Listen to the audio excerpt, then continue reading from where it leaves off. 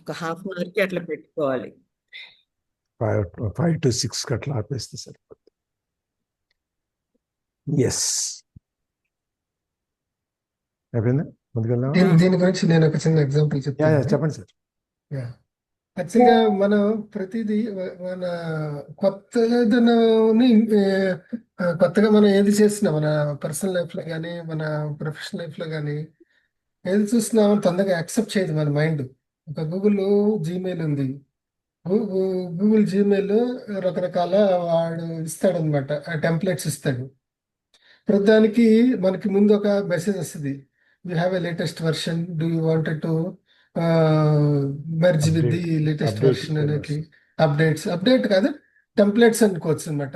రకరకాల టెంప్లెట్స్ అని ఉంటుంది అనమాట. అదే ఉంటుంది. కానీ తొందరగా కొంతమంది పాత దాంట్లోనే ఉంటుంటారు. ఈవెన్ నేను కూడా యాహూ మెయిల్ ఈ రోజు కూడా 25 years బ్యాక్ లేకపోతే 20 years బ్యాక్ ఏదో ఉన్నదో అదే కంటిన్యూ చేస్తాను. కానీ కొత్త దానికి నేను వేరే వాళ్ళది చూస్తున్నప్పుడు వాళ్ళు యూజ్ చేసే టెంప్లెట్స్ కానీ బ్యాక్గ్రౌండ్ అంతా బ్లాక్ కలర్ లో ఉంటుంది, లేకపోతే బ్యాక్గ్రౌండ్ డిఫరెంట్ కలర్ లో ఉంటుంది, వస్తుంటే అవన్నీ వాళ్ళు యూజ్ చేస్తున్నప్పుడు నేను అది కన్వర్ట్ అవ్వాలని అవ్వదు. ఎందుకంటే నా మైండ్ దానికి ఆటోమేటిక్ గా మైండ్ సెట్ ట్యూన్ అయ్యింది అనమాట. అది సిమిలర్లీ మేము సాఫ్ట్వేర్ కూడా ఒక కంపెనీకి సాఫ్ట్వేర్ ఇచ్చేటప్పుడు వాళ్ళ వేరే ప్యాకేజ్లతో యూజ్ చేస్తుంటారు. దాంట్లో సేల్స్ ఆర్డర్ క్రియేట్ చేయటం ఎట్లాగని ఉంటుంది. మన దాంట్లో ఏంటంటే సేల్స్ ఆర్డర్ క్రియేట్ చేయటం అంటే రకరకాల రూట్ కూడా క్రియేట్ చేయొచ్చు అని ఉంటుంది. ఆ రకరకాల రూట్స్ నుంచి కూడా సేల్స్ ఆర్డర్ క్రియేట్ చేయటం అనేది పెద్ద మైండ్కి ఒక భారంగా అనిపిస్తుంది అనమాట. అది ముందు ఫస్ట్ దాన్ని యాక్సెప్ట్ చేయదనమాట, భారంగా అనిపిస్తుంది. అది ఎందుకు, అది ఒక పేజ్లో ఓపెన్ చేసేసి అక్కడ కస్టమర్ కోడ్ కొట్టి తర్వాత ఇంకోటి కొడితే అయిపోతుంది కదా. అదొక చిన్న ఎగ్జాంపుల్ అనమాట. అంత ఈజీగా మన మైండ్ కానీ అంతకుముందు ఏదైనా నేర్చుకోకుండా ఉండేదే ఫస్ట్ టైం కనుక ఆ పర్టికులర్ సబ్జెక్ట్లో మనం వెళ్ళామనుకోండి, ఈజీగా అడాప్ట్ అయిపోతాము. ఎందుకంటే అంతకుముందు మనం ఏమీ నేర్చుకోలేదు కదా, చూడలేదు కాబట్టి మన మైండ్ కంపారిజన్ మోడ్లోకి వెళ్ళదు. ఒక్కసారి నేర్చుకున్నది అన్లైన్ చేసిన తర్వాతనే మనం ఫ్రెష్గా మైండ్లోకి వెళ్తాము.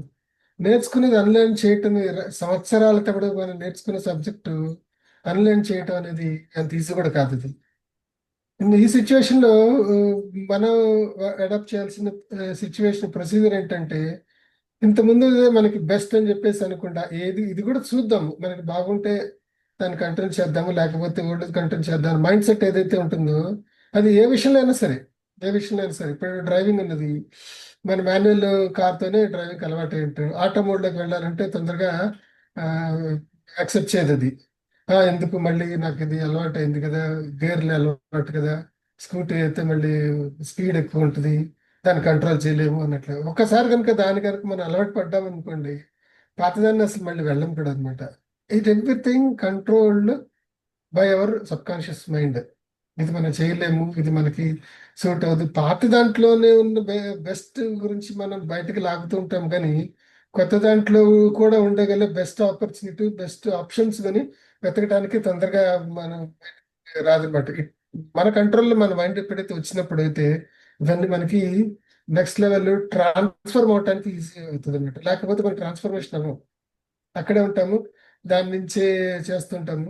ఇప్పుడు ఫర్ ఎగ్జాంపుల్ ఒక గూగుల్ లొకేషన్ ఉంది. మనం జనరల్గా గూగుల్ లొకేషన్ ఎన్ని రకాలుగా వాడుకోవచ్చు. క్యాబ్ బుక్ చేసుకుంటాము, లేకపోతే తెలియని ప్లేస్లోకి వెళ్ళినప్పుడు ఆ పర్టికులర్ లొకేషన్ పెట్టుకొని వెళ్తుంటాము. ఇవేనా? For example I'm just asking questions for our self. ఇవి కాకుండా గూగుల్ లొకేషన్ ఎన్ని రకాలుగా వాడుకోవచ్చు. ఫర్ ఎగ్జాంపుల్ కొత్త వాళ్ళు ఏదైనా చెప్పారనుకోండి, మనం దాన్ని ఫస్ట్ వినం. ఇది మన ఓలా క్యాబ్ బుక్ చేసుకోవడానికి లేకపోతే ఇంకా వెళ్తాము అన్నట్లుగా గూగుల్లో మన రిపోర్ట్స్ జనరేట్ చేయొచ్చు. ఫర్ ఎగ్జాంపుల్ మనం వెళ్ళిన ప్లేసెస్, ఎక్కడికి వెళ్ళాము, లాస్ట్ వీక్లో ఎక్కడికి వెళ్ళాము, లాస్ట్ 1 monthలో ఎక్కడికి వెళ్ళాము, అవి జనరేట్ చేయొచ్చు. ఆ లొకేషన్ యొక్క ఐపీ అడ్రస్, లేకపోతే ఇంకోటి ఐపీ అడ్రస్ కాదు, సారీ, జియోగ్రఫికల్ అన్నీ మన దాంట్లో స్టోర్ చేసుకోవచ్చు. ప్లస్ మన మొబైల్ ఏదన్నా ఉంటే మొబైల్ ద్వారా కూడా మనం గూగుల్ లొకేషన్ యూజ్ చేసుకుని వెళ్ళొచ్చు, నాట్ విత్ జీమెయిల్. ఇన్ని ఆప్షన్స్ మనకు ఉన్నాయని ఫస్ట్ ఆఫ్ ఆల్ తెలియదు. తెలిసినప్పుడు ఈ ఆప్షన్స్ మనం ట్రై చేద్దామని ఎప్పుడైతే మనం ఒక అటెంప్ట్ చేసి ముందుకు వెళ్తాము.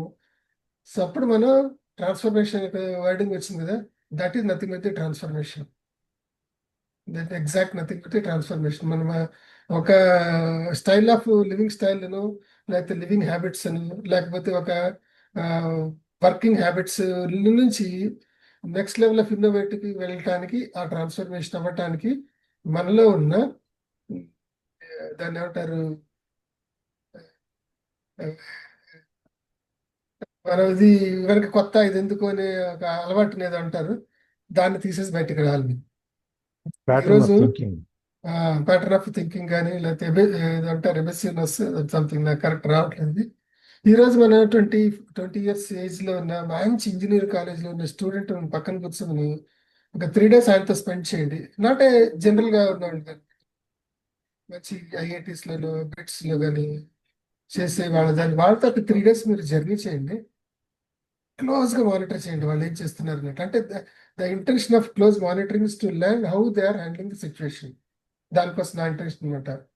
ఒక బిట్స్ పిల్లలలో కానీ, లేకపోతే మంచి టెక్నో సావి ఉన్న ఆ, అబ్బాయి కానీ అమ్మాయితో కానీ చేస్తున్నప్పుడు వాళ్ళ థాట్ ప్రాసెస్ చాలా ఫాస్ట్గా ఉంటాయి. మనకన్నా 100 రెట్లు ముందుగా ఉంటారనమాట. 100 రెట్లు అనమాట. మనం మాట్లాడి ఆలోచన లోపే వాళ్ళది ఇంప్లిమెంటేషన్ చేసి అయిపోయింది అనేది చూపించే స్టేజ్ ఇది ఉందన్నమాట. That is how they gone transformed. అవన్నీ ఎక్కడ వస్తాయంటే వాళ్ళు చదివే స్కూళ్ళు, అవి ఎంబీఏ లాంటిదన్నా చదువుతుంటే స్కూల్ ఆఫ్ బిజినెస్ స్కూల్స్ లో కానీ, ఇవన్నీ వాళ్ళకి బేసిక్స్ గా నేర్పుతుంటారనమాట. అది లేకపోతే మంచి ఇంజనీరింగ్ కాలేజీలో ఉన్నప్పుడు ఏదో జాబ్లోకి వచ్చిన తర్వాత నేర్చుకునేది వాళ్ళంతా నేర్చుకుని వస్తుంటారు. అట్లాగా అడ్వాన్స్గా అయిపోయినాయి అనమాట కోర్సెస్ కానీ, ఇది అనమాట. సో ఆ జర్నీ అనేది మనకి చాలా యూజ్ అవుతుంది, మనం ట్రాన్స్ఫార్మ్ అవుతాం కదా. ఫర్ ఎగ్జాంపుల్, మనలో ఎంతమంది అమెజాన్లో కానీ, ఫ్లిప్కార్ట్లో కానీ, లేకపోతే ఇంకోట్లో కానీ మన గ్రాసరీస్ బుక్ చేసే హ్యాబిట్ ఉంది? అది అవసరమా లేదా అనేది తర్వాత.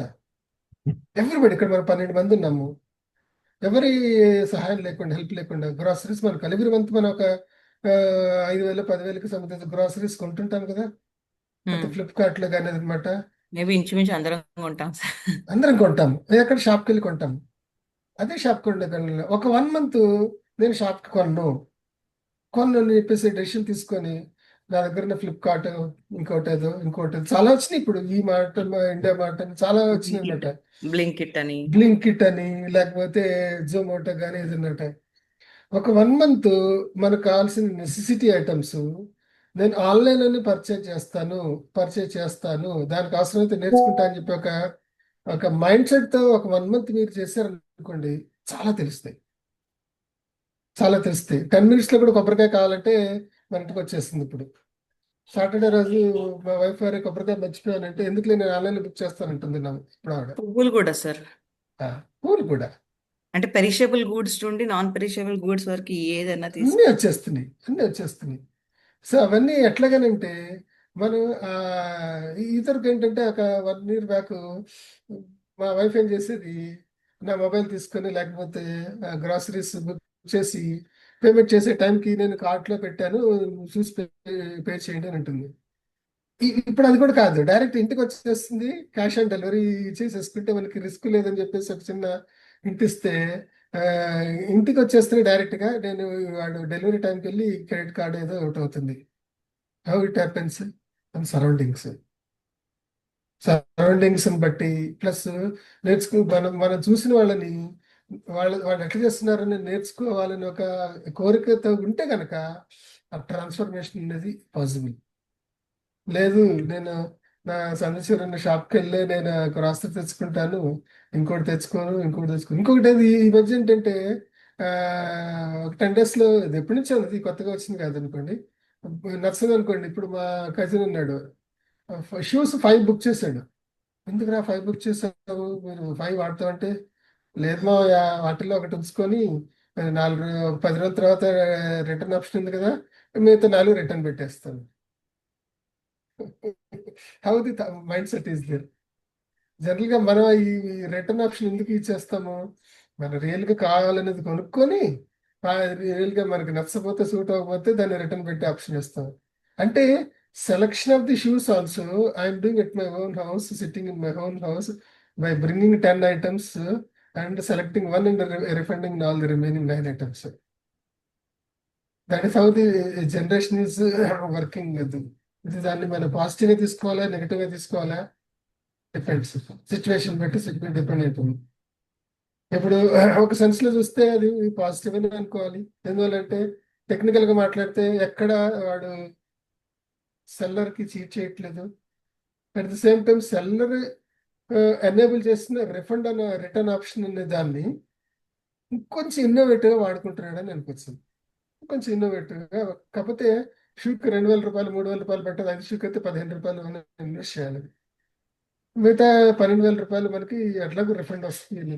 This is how the generation next gen, ఇప్పుడు జెన్ జెడ్ చెప్పి ఎట్లా వస్తుందో they are using that options such a transformative way అనమాట అది. సో మనం కూడా ప్రతిదాన్ని మనం అట్లాగా ట్రాన్స్ఫార్మ్ అవ్వాలని ఎప్పుడైతే మనం ట్రై చేస్తామో ఒక స్టెప్ ముందుకు వెళ్తాము. లేకపోతే ఏంటంటే డిపెండెన్సీ పెరిగిపోతుంది. Biggest problem. ఇంకొన్ని రోజుల్లో, కొన్ని సంవత్సరాలు మన మన పక్కన మన వ్యక్తి లేకపోతే మన లైఫ్ కదలదు అన్నట్లు ఉంటుంది. అంటే చిన్న చిన్న వాటికి కూడా మనం ఒకళ్ళ మీద డిపెండ్ అవ్వాల్సి వస్తుంది. అది పెద్ద అవసరం అనుకోండి, డిపెండ్ వస్తుంది.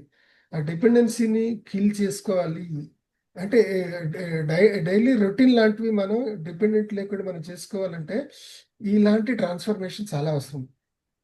ఇలాంటి ట్రాన్స్ఫర్మేషన్ అవ్వాలి అని అనుకున్నప్పుడు ఏం చేయాలి మనం? ఆ పాతది ఇంతగా చెప్తున్నాడు, నిన్న అనేది ఏంటనేది మర్చిపోయి ఈ రోజు ఎట్లాగ చేస్తే ఈ సిచ్యువేషన్ మనం ఎలాగా బెటర్గా చేస్తే బాగుంటుంది నాకు మైండ్ సెట్ లెర్నింగ్ ఇది ఉండాలన్నమాట. నేర్చుకోవాలనే తపనతో కనుక మనం ఎప్పుడైతే చేస్తుంటామో ఆ ట్రాన్స్ఫర్మేషన్ అవుతుంది. లేకపోతే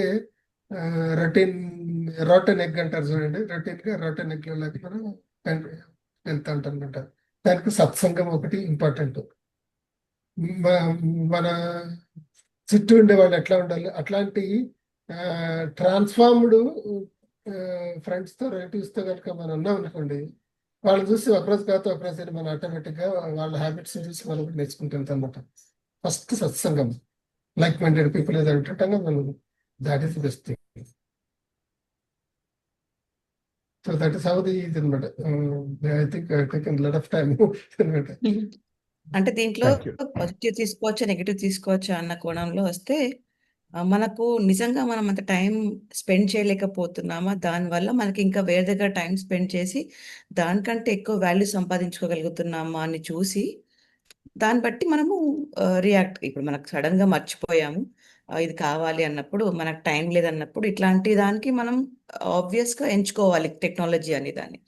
బట్ దీనివల్ల మన సోషల్ లైఫ్ ని మిస్ చేసుకుంటాము. అంటే మనకు బద్ధకం వేసి మనం వెళ్ళకపోవడమా, లేకపోతే టైం లేక వెళ్ళకపోవడమా, ఆ, మనకు కుదరక వెళ్ళకపోవడమా అన్న సిచ్యువేషన్ మీద డిపెండ్ అన్నమాట. మనం ఎస్, నేర్చుకోవడం అనేది నేర్చుకోవాల్సిందే ఖచ్చితంగా. ఆ, అంటే మార్పు సహజం అన్నప్పుడు మనకు ఖచ్చితంగా మనం మార్పుని ఆస్వాదించాలి, ఎవరు అనుభవించాలో నేర్చుకోవాలి. కానీ దీనివల్ల ఏమవుతుందంటే బద్ధకాలు పెరిగి సోషల్ లైఫ్ అనేది మిస్ అవుతాము. మనకు అసలు నేబర్స్ ఎవరైనా తెలియదు, or what's going in the మన ప్లేస్ లో ఏమవుతుంది అనేది తెలియదు.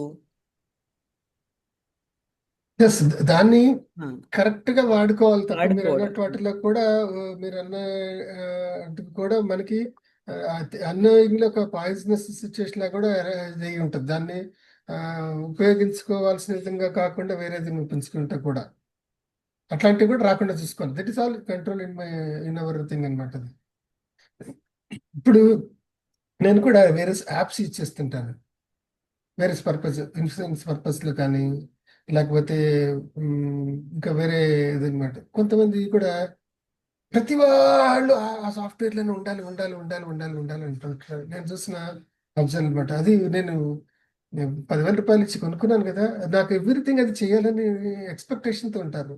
నేను వాళ్ళకి ఆ, ఈ రకరకాలుగా గైడ్ చేస్తుంటాను. మీరు 10,000 రూపాయలు ఇచ్చి కొనుక్కున్నారేమో, కాదనట్లేదు, కానీ దాన్ని ఎంతవరకు వాడాలో అంతవరకు వాడితేనే దాని యూజ్ ఉంటుంది. అదే డబ్బు ఇచ్చి కొనుక్కున్నాను కదా అన్నట్లుగా ప్రతిదీ నేను ఇక్కడ కాలు తీసి అక్కడ కాలు వేస్తే ఇది కూడా అది నాకు కావాలన్నట్టుగా ఉండకూడదు. కానీ అది చాలా మంది యాక్సెప్ట్ చేయరు ముందు. నేను రియల్గా అబ్జర్వ్ చేశాను అనమాట. అబ్జర్వ్ చేయరు అనమాట. దానికి నాకు ప్రతిదీ నా కాళ్ళ దగ్గరికి వచ్చి ఉండాలనే మైండ్ సెట్తో ఉంటారు. కానీ ఏది రావాలి, మన దాని కాళ్ళ దగ్గరికి వెళ్ళాలి, ఏది మన దగ్గరికి రావాలన్నది ఒక క్లారిటీతో ఉండాలి. లేకపోతే మీరు అన్నారు కదా ఇప్పుడు అవసరం ఉన్నా లేకపోయినా ఇంట్లో నుంచి కూర్చునేటట్టు బద్ధకం పెరిగేటట్లు ఉంటుంది. అది కూడా అది కూడా జరిగే అవకాశం ఉంది. దాన్ని అట్లా కాకుండా బార్డర్ లైన్ ఏంటనేది మనం డిమార్కెట్ చేసుకోవాలి. అది ఇప్పుడే మనకి యూస్ఫుల్గా ఉంటుంది. థ్యాంక్ యూ రామన్ గారు, థ్యాంక్ యూ ప్రవీణ్. మేము ఇవాళకి ఇక్కడ ఆపుదాం, రేపు చూద్దాం. డిజాల్వింగ్ ద పెయిన్, ఈ బాధని మనం ఎలా కరిగించాలి అనేది. ముందు శారీరకంగా, తర్వాత మానసికంగా అన్నీ వస్తాయి బహుశా. చూద్దాం ఎట్లా వస్తుంది అని చెప్పి. Any sharings? ఇంకెవరైనా షేరింగ్స్ ఉన్నాయా అండి? ఇప్పుడు జరిగే సిచ్యువేషన్ లో రామ్మోహన్ సార్ బాగా చెప్పారండి. ఈ జరిగేవన్నీ ఇప్పుడు అలాగే జరుగుతున్నాయి. అవి మార్చుకుంటే చాలా బాగుపడతారు. మార్చుకోవాలనే కదా ఇప్పుడు అంతా మనకి. అవునండి, ఇంకా మారాలండి. మారితే అందరూ కూడా. Thank you sir. ఏదో ఒక పాజిటివ్ స్టెప్ అనేది ముందుకు పడుతుంటుంది. అది ముందుకు పడినప్పుడు ఒక అడుగు ముందుకు వేసినప్పుడు ఇంకో అడుగు ముందుకు వెళ్ళిపోతుంది.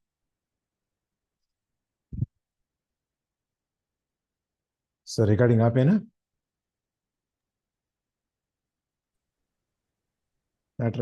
ఆఫ్ చేయండి సార్.